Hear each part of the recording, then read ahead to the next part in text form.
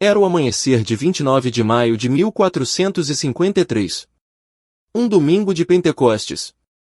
Sobre as muralhas de Constantinopla, soldados exaustos observavam o horizonte se tingir de laranja, não pelo nascer do sol, mas pelos milhares de tochas do exército otomano que se preparava para o assalto final. Nas ruas da cidade, mulheres e crianças corriam em direção à Basílica de Santa Sofia. Acreditavam que um anjo desceria do céu para salvar a capital cristã no último instante. Essa profecia circulava há séculos. Naquela manhã, seria testada. O imperador Constantino XI, o último soberano de uma linhagem que remontava a César Augusto, vestiu sua armadura roxa e desceu até as muralhas do setor de São Romano. Sabia que não veria o pôr do sol. O que aconteceria nas próximas horas encerraria não apenas uma cidade, mas um império de 1500 anos, e mudaria para sempre o curso da história mundial. Para entender por que Constantinopla caiu naquela manhã de maio, precisamos recuar no tempo. Não alguns anos. Séculos. Quando Constantino, o Grande, inaugurou a cidade em 330 d.C., ele a concebeu como uma nova Roma. Uma capital cristã, protegida por muralhas colossais, posicionada no ponto exato onde a Europa encontra a Ásia. O Estreito do Bósforo, com menos de 1 quilômetro de largura em alguns trechos, era a porta entre dois mundos. Quem controlasse aquele ponto controlava o comércio entre o Mediterrâneo e o Mar Negro, entre a seda da China e os mercados da Itália. Por mais de 1000 anos, essas muralhas resistiram a tudo.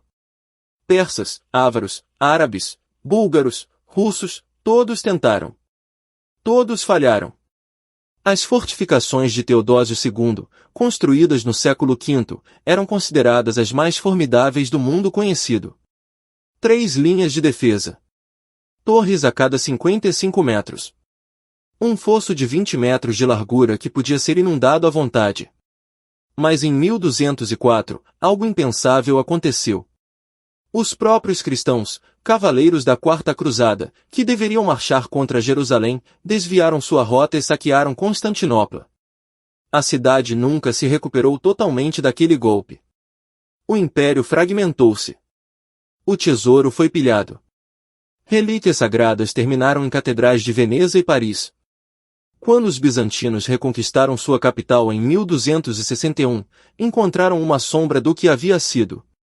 A população, que chegará a 500 mil de habitantes, agora mal passava de 50.000 bairros inteiros estavam abandonados. Campos de cultivo ocupavam o espaço onde antes havia palácios. E no leste, uma nova potência crescia com velocidade assustadora, os turcos otomanos. Os otomanos não surgiram do nada. Eram uma tribo turca entre muitas que migraram da Ásia Central nos séculos anteriores. O que os diferenciava era uma combinação de pragmatismo militar e visão estratégica. Seu fundador, Osman I, começou com um pequeno território na Anatólia Ocidental por volta de 1300. Menos de 150 anos depois, seus descendentes governavam um império que se estendia dos Balcãs ao Eufrates. A chave do sucesso otomano estava em 3 pilares. Primeiro, absorviam as técnicas militares de todos os povos que conquistavam, arqueiros montados das estepes, infantaria disciplinada ao estilo bizantino, engenharia de cerco aprendida com os persas.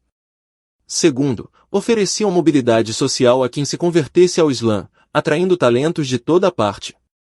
Terceiro, criaram uma força de elite sem paralelo no mundo, os janízaros. Os janízaros nasceram de uma prática brutal chamada deuxirme. Oficiais otomanos percorriam as aldeias cristãs dos Balcãs e selecionavam os meninos mais fortes e inteligentes, geralmente entre 8 e 18 anos. Esses jovens eram levados para Constantinopla, então ainda bizantina, convertidos ao Islã e treinados desde a infância para uma única função, servir ao sultão. Diferente dos exércitos feudais europeus, onde cada nobre trazia seus próprios soldados com lealdades divididas, os janízaros não possuíam família, terra ou herança. Sua única identidade era o corpo militar. Sua única lealdade, o sultão. Recebiam salário regular, equipamento padronizado, treinamento constante. Eram proibidos de casar até se aposentar. Em 1453, formavam a infantaria mais profissional que a Europa veria até o surgimento dos exércitos modernos. Mas o sultão que decidiria o destino de Constantinopla não era um veterano endurecido. Maomé II assumiu o trono em 1451, aos 19 anos. Seu pai, Murad II, havia tentado tomar a cidade em 1422 e falhado. Os cortesãos otomanos sussurravam que o jovem sultão era culto demais, refinado demais. Falava 6 idiomas.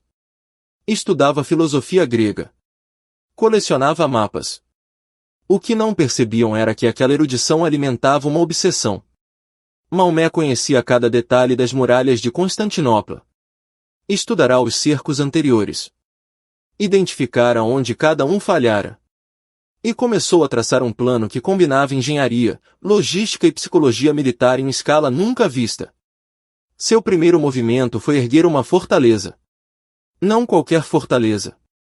Rumelizar, a fortaleza da Europa, foi construída em 1452 no ponto mais estreito do Bósforo, a apenas 700 metros da costa asiática onde já existia outra fortificação otomana.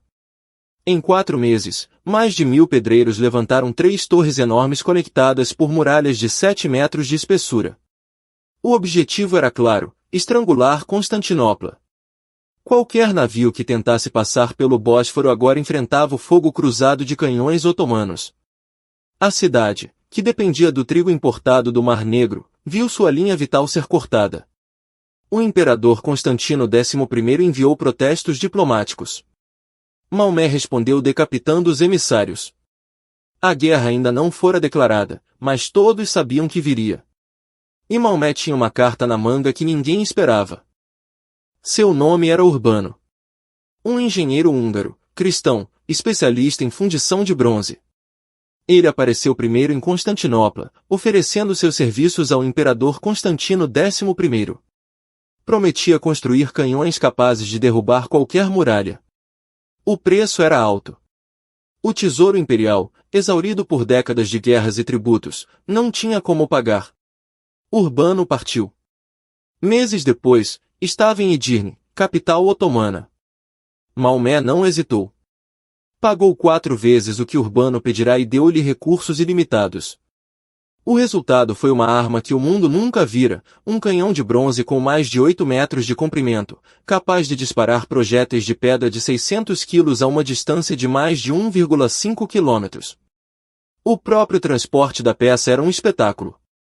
60 bois puxavam a estrutura montada sobre uma carreta especial. 200 homens caminhavam ao lado para manter o equilíbrio. A cada disparo, o canhão precisava esfriar por 3 horas antes de ser recarregado. Não importava. O efeito psicológico valia mais que a cadência de tiro. Enquanto Urbano forjava sua obra-prima, os bizantinos buscavam desesperadamente ajuda no Ocidente. O imperador Constantino sabia que sozinho não tinha chance.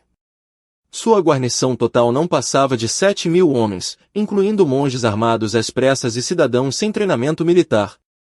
Os otomanos reuniam algo entre 80.000 e 100.000 soldados.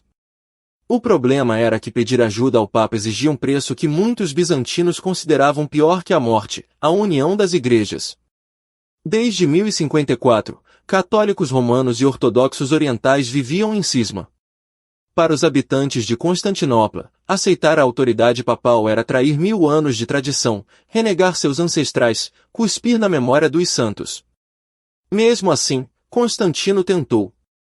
Em dezembro de 1452, uma missa de reconciliação foi celebrada em Santa Sofia. Pela primeira vez em séculos, o nome do Papa foi pronunciado nas orações. A reação popular foi de fúria. Lucas Notaras, o megaduque, o mais alto oficial civil do império, teria dito uma frase que ecoaria pelos séculos: seria preferível ver o turbante turco no centro da cidade do que a mitra latina. A ajuda ocidental veio, mas em conta-gotas. Gênova enviou 700 soldados sob o comando de Giovanni Giustiniani Longo, um especialista em defesa de fortificações. Veneza prometeu uma frota que nunca chegou a tempo. O Papa organizou pregações para uma cruzada que não se materializou. A Europa estava ocupada demais com suas próprias guerras, a França e a Inglaterra ainda lambiam as feridas da Guerra dos 100 Anos. Giustiniani tornou-se a esperança da defesa. Constantino lhe entregou o comando das muralhas terrestres, especialmente do setor mais vulnerável, o vale do rio Lico, onde as fortificações desciam uma encosta e depois subiam outra, criando um ponto baixo que os atacantes podiam bombardear de cima. Era ali que Maomé concentraria seu fogo. No final de março de 1453, a frota otomana bloqueou o Mar de Mármara. O exército terrestre começou a chegar em ondas. Tendas cobriam as colinas até onde a vista alcançava. Os defensores contavam as fogueiras à noite e multiplicavam para estimar o número de inimigos. Os cálculos mais otimistas indicavam que estavam superados em 10-1. Em 6 de abril, o sultão Maomé II fez sua última oferta, rendição pacífica. Os habitantes poderiam manter suas propriedades, sua religião, suas vidas. Constantino recusou. A resposta do sultão foi um único disparo do grande canhão de Urbano. O cerco começara. Os primeiros dias foram de bombardeio incessante. O grande canhão trovejava uma vez a cada 3 horas. Outros canhões menores, dezenas deles, mantinham um fogo constante. As muralhas de Teodósio, que haviam resistido a tudo por 1000 anos, começaram a rachar. Mas os bizantinos não eram passivos. Cada noite, equipes saíam no escuro para reparar os danos do dia. Usavam terra, madeira, barris cheios de pedras, qualquer coisa que pudesse absorver o impacto. Giustiniani organizou a defesa com precisão cirúrgica. Cada setor tinha seu comandante. Cada brecha tinha um plano de contenção. Os otomanos tentaram outras táticas. Escavaram túneis para minar as muralhas por baixo.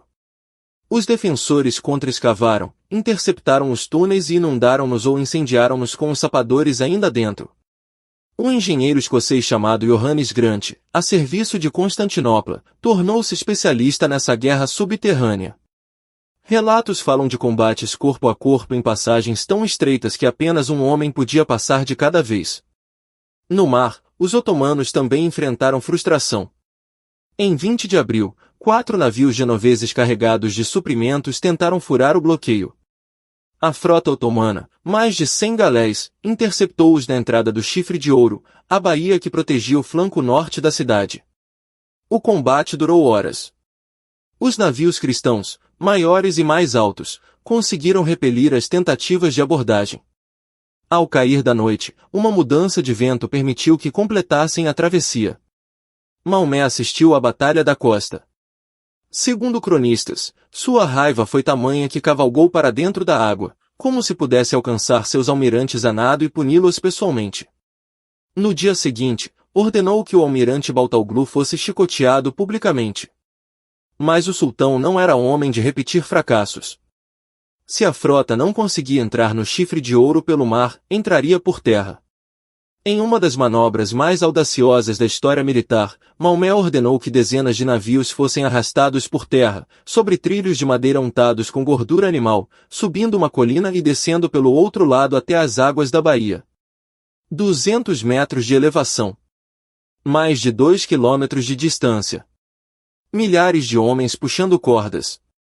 Bois de carga. Tudo numa única noite. Na manhã de 22 de abril, os defensores acordaram para encontrar galés otomanas flutuando dentro do Chifre de Ouro, às suas costas. A corrente que bloqueava a entrada da baía tornará-se inútil. Agora Constantinopla estava cercada por todos os lados. Os já escassos defensores precisavam cobrir mais quilômetros de muralhas. O esgotamento começou a cobrar seu preço. Homens dormiam de pé, encostados nas pedras. O racionamento de comida apertou. Boatos de traição circulavam.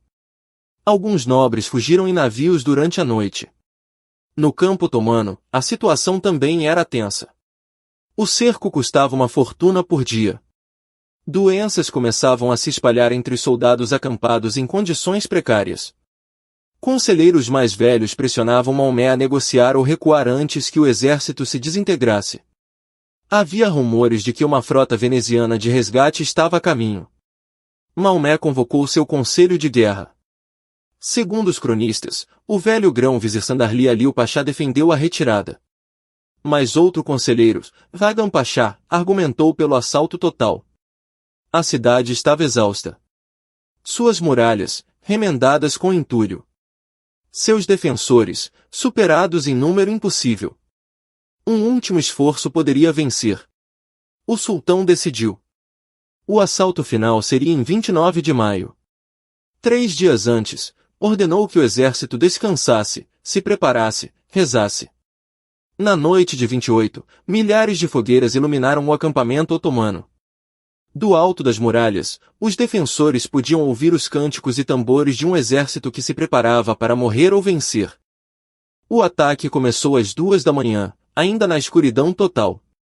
A primeira onda era de tropas irregulares, os bashibazous, soldados sem soldo que lutavam pela pilhagem.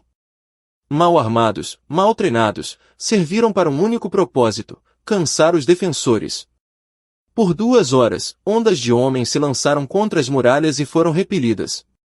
Quando recuavam, a artilharia otomana retomava o bombardeio. A segunda onda trouxe as tropas regulares da Anatólia. Melhores equipadas, mais disciplinadas, mas ainda não a elite. Justiniani organizou a defesa com frieza metódica. Cada brecha era tapada. Cada escalada, repelida. Quando o sol começou a nascer, os otomanos haviam perdido milhares de homens sem ganhar um palmo de muralha. Foi então que os janízaros avançaram. 10.000 homens em formação cerrada, ao som de tambores e símbolos, marchando em silêncio mortal. Maomé os posicionara de reserva justamente para este momento, quando os defensores já tinham horas de combate nas pernas, quando a adrenalina inicial se convertera em exaustão. O combate no setor de São Romano atingiu uma intensidade selvagem. Justiniani lutava na linha de frente, como fizera todos os dias do cerco. Por volta das 6 da manhã, um projétil, alguns dizem besta, outros dizem estilhaço de canhão, atravessou sua armadura e perfurou seu torso. Ferido gravemente, ele pediu para ser levado para um navio. Constantino XI implorou que ficasse. Sem Justiniani, a defesa perderia seu organizador. Mas o genovês estava perdendo sangue rápido demais. Seus homens o carregaram em direção ao porto. Quando os soldados nas muralhas viram seu comandante ser retirado, o pânico começou a se espalhar. Alguns abandonaram seus postos. As brechas se abriram. E então aconteceu algo que os cronistas ainda debatem. Uma pequena porta nas muralhas, a Quercoporta, uma passagem secundária, foi encontrada aberta ou mal defendida. Um grupo de janízaros conseguiu passar. De repente, havia turcos dentro das muralhas e fora delas ao mesmo tempo. A defesa entrou em colapso. Constantino XI viu o fim se aproximar. Segundo a tradição, arrancou suas insígnias imperiais para não ser reconhecido e se lançou contra os invasores. Seu corpo jamais foi identificado com certeza. Alguns relatos dizem que foi decapitado na luta. Outros, que foi pisoteado na avalanche de soldados. O último imperador romano morreu como um soldado anônimo, defendendo uma porta que já não podia ser fechada. Por volta das 8 da manhã, bandeiras otomanas tremulavam sobre as torres. Maomé II entrou na cidade ao meio-dia, cavalgando lentamente pelas ruas onde corpos ainda jaziam. Dirigiu-se diretamente à Basílica de Santa Sofia. Desceu do cavalo. Ajoelhou-se. Pegou um punhado de terra e despejou sobre seu turbante, em sinal de humildade diante de Deus. Depois ordenou que a basílica fosse convertida em mesquita. Os sinos que haviam tocado por 1000 anos silenciaram para sempre. O saque durou 3 dias, como era costume após a queda de uma cidade que resistira. Depois Maomé restaurou a ordem. Ao contrário do que muitos temiam, não massacrou a população sobrevivente nem destruiu as igrejas restantes. Precisava de uma capital funcional, não de ruínas. Gregos, armênios, judeus, todos receberam permissão para permanecer e praticar suas religiões, desde que pagassem impostos e reconhecessem a soberania otomana. Constantinopla tornou-se Istambul, embora esse nome só fosse oficializado séculos depois. A cidade que fora o coração do mundo cristão oriental tornou-se o coração de um império islâmico que duraria até 1922. Santa Sofia permaneceu mesquita por 481 anos, virou museu em 1934 e foi reconvertida em mesquita em 2020. As camadas da história se acumulam ali como sedimentos geológicos. A queda provocou ondas que alcançaram toda a Europa. Estudiosos bizantinos fugiram para o Ocidente carregando manuscritos gregos antigos que o mundo latino havia esquecido. Platão, Aristóteles, os dramaturgos, os matemáticos, esse êxodo intelectual alimentou o Renascimento italiano. A necessidade de novas rotas comerciais, já que os otomanos agora controlavam o caminho terrestre para a Ásia, impulsionou as navegações portuguesas e espanholas. Colombo zarpou 39 anos após a queda. E os canhões? A tecnologia que derrubou as muralhas de Teodósio espalhou-se rapidamente. Castelos feudais tornaram-se obsoletos. Reis que podiam pagar artilharia passaram a dominar nobres que não podiam. O Estado moderno, centralizado e armado, nasceu em parte das lições de 1453. Há algo de vertiginoso em contemplar aquele domingo de maio. Um império que começou com Augusto, que viu Jesus nascer, que sobreviveu a bárbaros, pragas e cruzados, terminou nas mãos de um sultão de 21 anos com talento para a logística. Constantinopla caiu não porque seus defensores fossem covardes, lutaram até o fim com bravura sobre-humana, mas porque o mundo havia mudado ao redor deles. A pólvora reescreveu as regras. Se você quer entender mais sobre os impérios que moldaram nosso mundo, Roma, Bizâncio, os conquistadores que vieram depois, inscreva-se no canal. Cada vídeo é uma janela para um passado que a escola nunca mostrou. A história não é uma lista de datas. É feita de manhãs como aquela de 29 de maio, quando homens comuns acordaram sem saber que o mundo antigo terminava naquele dia.